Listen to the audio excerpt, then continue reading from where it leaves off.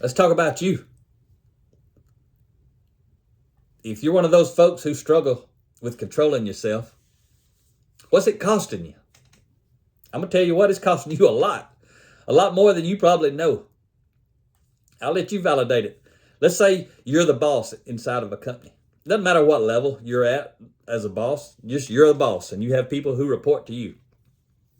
Let's say you got two folks on your team. Let's say all you know about those people is one of those people can control themselves, one of them can't. They tend to lose control from time to time. And let's just say they're both superstars. They're high performers. One of them controls themselves, one of them doesn't. That's really the only difference. So they're high performers. One controls themselves, one doesn't. You're the boss. You're dependent on these people. You don't want a lot of stress. You don't want a lot of frustration. You don't want to deal with people problems. Which one are you going to promote? If you got an opportunity to promote one of those two people, is it going to be the one that controls themselves or the one that doesn't? You already know the answer. So does everybody else. What you need to do, if you want to get serious about taking yourself to the next level and beyond, you need to pull out that mirror and see, are you one of those people who can't control themselves, especially at work?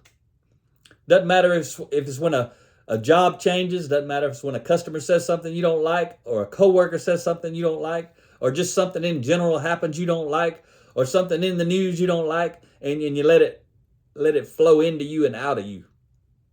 It's holding you back. High impact people, they don't want nothing to do with people who can't control themselves. I know that. Imagine that same scenario a minute ago. Maybe there's a downturn in the economy, and there may be one coming, so you better get ready. But imagine there's a downturn in the economy, and you're the boss. You got to let one of those people go. You going to let that person go who's a high performer, who can control themselves?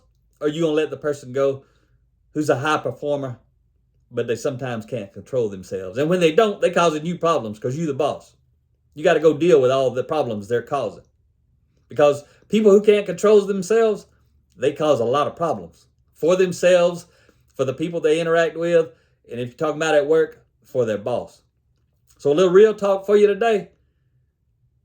If you want to be a high impact player, you want to exhibit high degree of character, you need to learn how to control yourself.